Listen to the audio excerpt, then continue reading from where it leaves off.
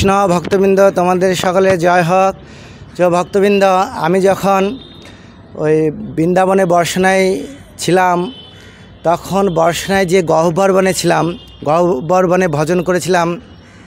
সেই গহ্বর বনে যখন ভজন করতাম, তখন আমি যে পায়ের নূপুরের ধ্বনি শুনতাম। প্রত্যেক দিন যখন আমি ওই বনের মধ্যে বসে জপ করতাম, কাউকে দেখতাম না, কিন্তু ওই যে নূপুরের ধ্বনি, শুধু নূপুরের ধ্বনি শুনতাম।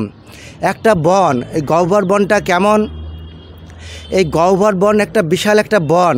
সেই বনের চারিদিকে তার কাটার বেড়া দেওয়া, আর সেই বনে এখান থেকে একটু দূরে কিছু দেখা যায় না। বনে শুধু বন, শুধু গাছ, সেই এত নিচু নিচু ঝাপড়া ঝাপড়া গাছ, সেই গাছের জন্য এই দিক থেকে ওর দিকে কিছু দেখা যায় না। বসলেও বসে বসে আমি যখন ভজন করতাম, তখন কিছু দেখা যেত না, কিন্তু আমি খুব মন লাগিয়ে ভজন করতাম, জপ করতাম। যখন জপ করতাম, তখন মাঝে মাঝেই শুধু পায়ের নূপুরের ধ্বনি শুনতে পারতাম। আমি মাঝে মাঝে উঠে ওখানে দেখতে যেতাম যে কে এরকম নূপুরের ধ্বনি করছে। হয়তো কেউ আসবে আমার কাছে, বা এখানে রাস্তা দিয়ে কেউ যাবে। পাশে রাস্তা ছিল একটা ছোট ছোট চিকন একটা সিমেন্টের রাস্তা করা আছে, যাতে ওই বন, যারা তীর্থযাত্রী আসে ওই বন ঘুরে ঘুরে দেখতে পারে, সেই জন্য একটা ওই বনের মধ্যে দিয়ে একটা সিমেন্টের রাস্তা আছে। তা আমি ওই রাস্তার থেকে কিছুটা দূরে গিয়ে একটা ঝোপের মধ্যে, ওই বনের মধ্যে বসে বসে ভজন করতাম। তো যখন ভজন করতাম, তখনই শুধু ওই পায়ের নূপুরের ধ্বনি শ্রবণ করতাম, শুধু পায়ের নূপুরের ধ্বনি শুনতাম। তখন আমি মনে করতাম যে কে এরকম, কোনো মাতাজি হয়তো আসছে, এরকম হবে। তো আমি এরকম অপেক্ষা করতাম, কিন্তু আর দেখতাম না যে কেউ আসছে। তখন আমি মাঝে মাঝে ওই জব করতে করতে উঠে যেতাম, যে গিয়ে দেখতাম যে কে এরকম পায়ের নূপুরের ধ্বনি করে, কিন্তু কাউকে দেখতে পেতাম না। তো এই মন্দিরটা গহ্বর বন, এই গহ্বর বনের সামনে একটা বিল্ডিং আছে, চারতলা বিল্ডিং আছে।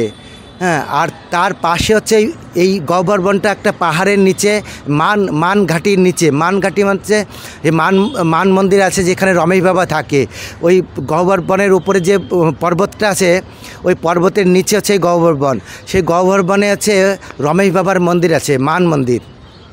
সেখানে রমেশ বাবা ভজন করেন, আর ওখানে অনেক ভক্তরা থাকে, রমেশ বাবার অনেক শিষ্যরা থাকে। আর ওই মান মন্দিরের নিচে যে গহ্বর বন, সেই গহ্বর বনের সামনে একটা বড় চারতলা একটা বিল্ডিং আছে। সেখানে রমেশ বাবার অনেক শিষ্যারা থাকে, মাতাজিরা থাকে, সাধ্বী মাতাজিরা। তো ওইখানে ওখানে অনেক মাতাজিরা ভজন করেন।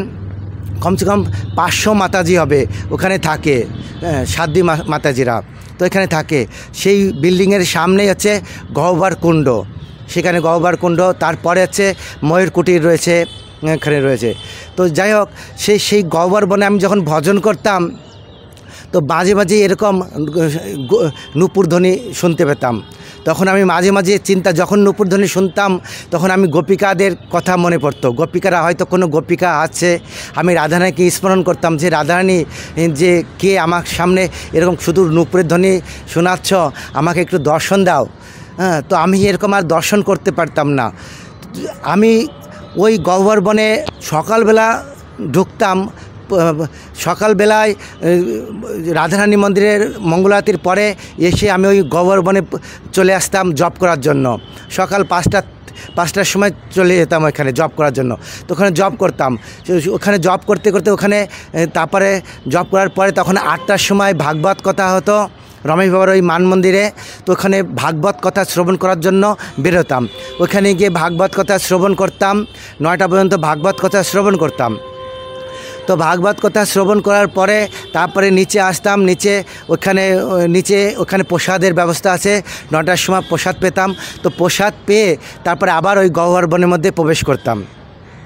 তো এইভাবে আমি ওইখানে যখন ভজন করতাম, গহ্বর বনে প্রবেশ করতাম, আবার ওইখান থেকে দুপুরবেলা বেরোতাম। দুপুরবেলা এসে তখন 12টার সময় আসতাম, এসে আবার 12টা-1টার সময় এসে ওইখানে মান মন্দিরের যেখানে সবাই যারা প্রসাদ পায়, সেই প্রসাদ কেন্দ্রে এসে ওখানে প্রসাদ পেতাম। প্রসাদ পেয়ে আবার সেই গহ্বর বনের মধ্যে প্রবেশ করতাম। ওইখানে প্রবেশ করে ওইখানে ভজন করতাম, জপ করতাম। তো আমি ওইখানে খুব মন লাগিয়ে জব করতাম। হ্যাঁ, আর ওই কখনো কখনো আমি এক জায়গায় বসে ভজন করতাম না, হয়তো আজকে আমি এই গোবরবনে এইখানে এই গাছের নিচে বসে ভজন করতাম, কালকে আবার অন্য গাছের নিচে বসে ভজন করতাম। তো এইভাবে ভজন করতাম। তো এইভাবে কিন্তু আমি আর বেরোতাম না, শুধু জলের দরকার হতো। আমি জল কি করতাম, তো জল খাওয়ার জন্য মাঝে মাঝে ওখানে আসতে হতো। ওই বাইরে এসে জল খেয়ে যেতাম, জল খেয়ে আবার ওইখানে গিয়ে ভজন করতাম। তো তারপরে আমি কি করলাম, ওই জলের জন্য একটা 110 টাকা দিয়ে একটা কমণ্ডল কিনলাম। তো ওইখানেই আমার কাছে পয়সা ছিল, সেই পয়সা দিয়ে আমি 110 টাকা দিয়ে একটা কমণ্ডল কিনেছিলাম। তো কমণ্ডল বলতে স্টিল একটা কেটলি কিনেছিলাম। কেন বারবার এই জলের জন্য বারবার কে বাইরে আসবে? হ্যাঁ, গোবরবনের মধ্যে এত সুন্দর পরিবেশ, আর বাইরে আসতে ইচ্ছা করে না, বাইরে অনেক লোকজন, সেই জন্য আমি বাইরে আসতে চাইতাম না। কিন্তু ওই জলের জন্য, জল খাওয়ার জন্য, তারপরে প্রসাদের জন্য এই আসতে হতো। তো আমি এই জলের জন্য কি করলাম, একটা কমণ্ডল কিনেছিলাম। তো কমণ্ডলে করে ওই প্রসাদ পেতাম, যখন প্রসাদ পাওয়ার পরে ওইখান থেকে যে মিষ্টি জল, ওইখানে বৃন্দাবনে সব নোনা জল, বেশিরভাগ জায়গায় নোনা জল হয়, তো কিছু কিছু জায়গায় মিষ্টি জল পাওয়া যায়। তো আবার যেখানে প্রসাদ পাওয়া হয় ওইখানে মিষ্টি জলের মাটির হাঁড়িতে অনেক রকম জল আছে, জল ভরা ভরা আছে, 2-3টে মাটির হাঁড়ি, তো ওইখানে মিষ্টি জল পাওয়া যায়। তো আমি আবার ওই মান মন্দিরের উপরে যে মান মন্দির, হ্যাঁ, ওই তো ওই পর্বতের উপরে ওইখানে যে জল আছে, ওখানে কিছু ট্যাপ আছে, ওখানেও মিষ্টি জল পাওয়া যায়। তো আমি ওইখান থেকে মিষ্টি জল নিয়ে আসতাম কেটলিতে করে, এনে তারপরে গোবরবনে গিয়ে ভজন করতাম। তো এইভাবে কখনো মিষ্টি জল নিতাম, আর কখনো যখন প্রসাদ পেতাম দুপুরবেলা প্রসাদ পাওয়ার পরে বা সকালবেলা প্রসাদ পাওয়ার পরে, তো ওইখানে তো অনেক গোশালা, তো গোশালার থেকে অনেক ছাস হয়, মাঠা যাকে বলা হয়, হিন্দিতে বলে মাঠা, তো মাঠা দেয়। তখন আমি কি করতাম, ওই কেটলি করতাম, আমাকে বলতো যে বাবা কমণ্ডল দাও। তখন আমি কমণ্ডলের জল ফেলে দিতাম, ওই কমণ্ডল পেতে দিতাম, তখন আমাকে মাঠা দিত, মাঠা, হ্যাঁ, যাকে বলে ছাঁচ, আর আমাদের বাংলায় যাকে বলে ঘোল, হ্যাঁ, সেই ঘোল দিত। ওই দুধের দই হয়, দই থেকে ফাটিয়ে ননি তৈরি করে নেয়, ওখানে মাখন নিয়ে নেয়, মাখন থেকে তারপরে ঘি তৈরি করে, আর ওইটা হচ্ছে ছাঁচ হয়ে যায়, ওটা ঘোল তৈরি করে। তো ঘোল যে যতটা পারে ঘোল খায় প্রসাদের সঙ্গে। তখন আমি কমণ্ডল পেতে দিতাম, তো আমাকে ওই কমণ্ডল ভরে কেটলি, পুরা এত বড় কমণ্ডল, হ্যাঁ, তো ওই কমণ্ডল পরে কমসে কম 2 লিটার কমণ্ডল, 2 লিটারের কমণ্ডল, তো ওই 2 লিটারের কমণ্ডল পুরো ভরে দিত আমাকে ছাঁচ। তো আমি ওই ছাঁচ নিয়ে তারপরে চলে যেতাম, আবার ওই গোবরবনের মধ্যে প্রবেশ করতাম, ওইখানে গিয়ে ভজন করতাম। তো তখন ওই শ্বাস কিছু বেশি হতো, অনেক শ্বাস বেশি হতো, তখন ওই অনেকে যেত ওইখানে গোবরবনে, ওইখানে যেত। তো তারা অনেক সময় অনেক সাধুরাও ওই শ্বাস খেয়ে নিত, যে গরমের সময় হলে শ্বাস খেত, তো অনেকে শ্বাস খেত, আমার সামনে দিতাম, এই করতাম। তো যাই হোক, তো এইভাবে আমি যখন ভজন করতাম, শুধু এরকম মাঝে মাঝেই দেখি, আমি যখন গভীর ধ্যানের মধ্যে, যখন গভীর ভজনের মধ্যে প্রবেশ করেছিলাম, তখন শুধু পায়ের ধ্বনি, নূপুর ধ্বনি শোনা যেত। তখন আমি মনে করতাম কোনো গোপিকা হবে, নয়তো কোনো এই সামনে যে বিল্ডিং আছে, যে রমেশ বাবার যে শিষ্যরা আছে, সাধ্বী মাতাজিরা আছে, ওই মাতাজিরা হয়তো ওইখানে ঘুরতে আসে, হয়তো আমাকে দেখা যায় না, তারা হয়তো পায়ের নূপুরের ধ্বনি এরকম আমাকে শোনায়, হ্যাঁ, তো এরকম শোনায়। আমি অনেক সময় এরকম চিন্তা করতাম।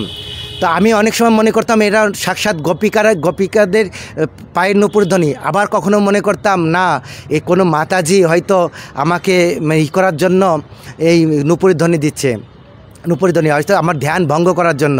কারণ ভাগবতে আছে, যখন কোনো যোগী পুরুষ মহাত্মা যখন খুব তপস্যা করে, তখন ওই তপস্যার ধ্যান ভঙ্গ করার জন্য কি করেন, স্বর্গের থেকে অপ্সরা আসে। একবার বিশ্বমিত্র মুনি যখন তপস্যা করছিলেন, তো বিশ্বমিত্র মুনির তপস্যা ভঙ্গ করার জন্য ওই স্বর্গের থেকে মেনকা এসেছিলেন, হ্যাঁ, মেনকা এসে তার তপস্যা ভঙ্গ করেছিলেন, পায়ের নূপুরের ধ্বনি দিয়ে তার তপস্যার ধ্যান ভঙ্গ করেছিলেন। তারপরে এরকম অনেক অনেক লীলা আছে যে আমার ভাগবতে আংগ্রেয় যা প্রিয়ব্রত পুত্র আংগ্রেয়, তো আগ্নেয় তিনি গভীর তপস্যায় যখন রত হয়েছিলেন, তিনি রাজ্য ত্যাগ করে যখন গভীর তপস্যায় রত হয়েছিলেন, তখন স্বয়ং ব্রহ্মা তার তপস্যাকে ভঙ্গ করার জন্য ব্রহ্মা এক অপ্সরা পাঠিয়ে দিয়েছিলেন। হ্যাঁ, সে এত সুন্দর অপ্সরা পাঠিয়ে দিয়েছিলেন যে তার আগ্নেয় যখন তপস্যা করেছিলেন, ধ্যানে মগ্ন ছিলেন, তখন তার সামনে এসে অনেক নূপুরধ্বনি শোনাচ্ছিলেন, নূপুরধ্বনির মাধ্যমে তার ধ্যান ভঙ্গ করেছিলেন। তখন আগ্নেয় চোখ খুলেছিলেন, চোখ খুলে দেখে তার সামনে এক দিব্য এক রমণী। সেই রমণী এত সুন্দর রূপ, সেই রূপ দর্শন করে আগ্নেয়র ধ্যান ভগ্ন হয়ে গেছিল। তো তারপরে তিনি বিষয় হয়েছিলেন, সংসার করেছিলেন, সেই রমণীকে বিবাহ করেছিলেন। তো এরকম অনেক উদাহরণ আছে যে ভাগবতে, এরকম অনেক উদাহরণ আছে যেরকম মহাত্মারা যখন যোগী পুরুষরা ভক্তরা যখন যোগ তপস্যা করে তখন ওই তপস্যাকে ভঙ্গ করার জন্য অনেক সময় ইন্দ্র পাঠিয়েছিল, ব্রহ্মা পাঠিয়েছিল, এরকম অপ্সরাদের পাঠায়।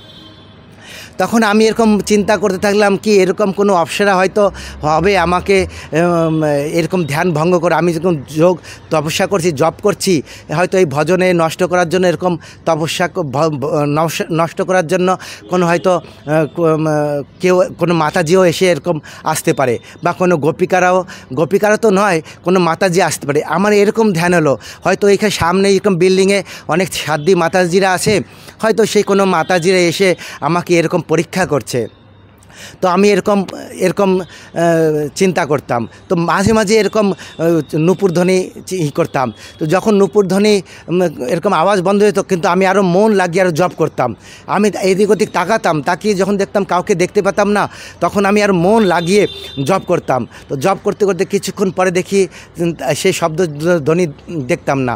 কখনো কখনো আমি লাফ দিয়ে উঠে গিয়ে সেই যেখানে ধ্বনি আওয়াজ শোনা যেত সেইখানে যেতাম, কিন্তু সেখানে গিয়ে দেখি না, কোনো ধ্বনি নাই, কোনো আওয়াজ নাই, কেউ নাই ওইখানে।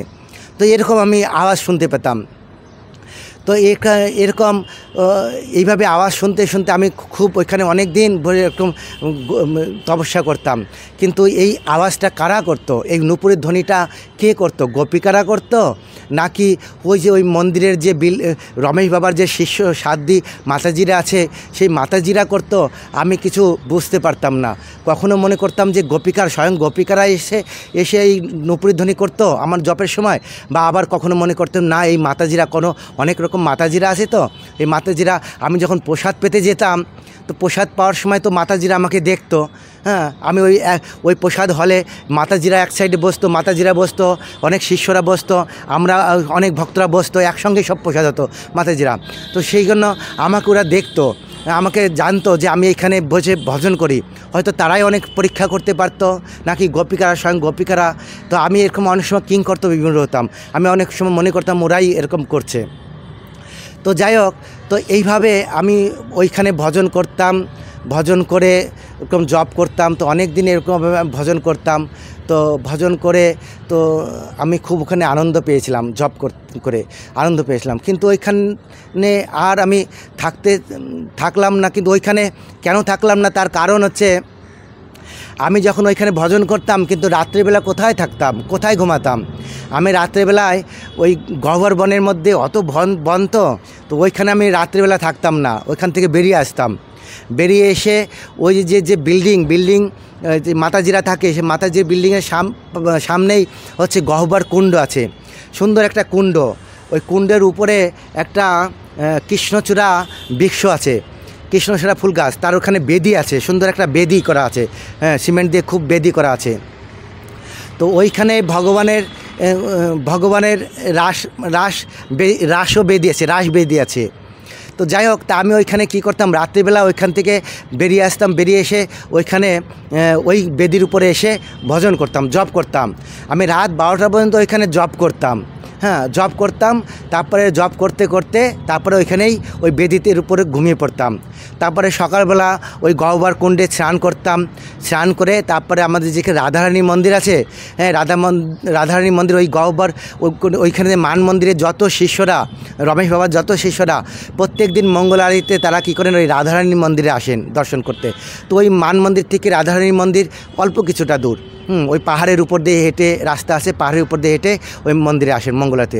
তখন আমিও তাদের সঙ্গে, ওরা সব কীর্তন করতে করতে ওই রাধারানী মন্দিরে আসতেন, আমিও তাদের সঙ্গে কীর্তন করতে করতে ওই রাধারানী মন্দিরে দর্শন করতাম। তো আমি সেখানে কখনো কখনো ওই রাধারানীর মন্দিরেও এসে রাত্রিবেলা চলে আসতাম। রাধারানীর মন্দিরেও অনেক বেদি আছে, হ্যাঁ, রাজবেদি আছে, যেখানে ওইখানে ঘুমানো যায়, বসা যায়, বসে বসে ভজন করা যায়। তো ওইখানেও কখনো ঘুমাতাম, কখনো ওই যে ওইখানে গহ্বর কুণ্ডে ওইখানে ঘুমাতাম। আবার তারপরে কখনো কখনো এইখানে যে বিনোদ বাবার মন্দিরে রাত্রিবেলা কখনো কখনো বিনোদ বাবা ওখানে ভজন করতেন তার মন্দিরে, হ্যাঁ, বিনোদ বাবার মন্দিরে। তখন আমি কখনো কখনো আবার ওই বিনোদ বাবার মন্দিরে আসতাম, রাত্রিবেলা আসতাম ভজন শ্রবণ করার জন্য। তো ভজনও শ্রবণ করতাম, তার ভজন শ্রবণ করার পরে তারপরে ওখানে প্রসাদ হয়। তো প্রসাদ পেয়ে তারপর ওই মন্দিরে আমি থাকতাম, কখনো কখনো মন্দিরে থাকতাম, কখনো ছাদের উপর ঘুমাতাম, কখনো নিচে ঘুমাতাম, কখনো এখানে থাকতাম। তো এক এক দিন এক এক জায়গায় ঘুমাতাম। তো বেশিরভাগ আমি ওই গহ্বর কুণ্ডেই ঘুমাতাম, হ্যাঁ। তারপর যখন বেশি ঠান্ডা পড়ে গেল তখন আর আমি আর ওইখানে ঘুমাতাম না। তো এইভাবে বর্ষায় আমার খুব আনন্দে ছিলাম, গহ্বর বনে ভজন করতাম। এখন কী করতাম, কোথায় থাকতাম আমি নিজেই জানতাম না। তো যাই হোক, তো আপনারা আমাকে আশীর্বাদ করুন এখন, যাতে আমি ভালো ভক্ত হতে পারি। আপনারা সবাই ভালো থাকুন, হ্যাঁ, আপনাদের সকলের কৃষ্ণ ভক্তি হোক, আপনারা সকলে ভালো করে ভজন করুন। হরে কৃষ্ণ, জয় হোক।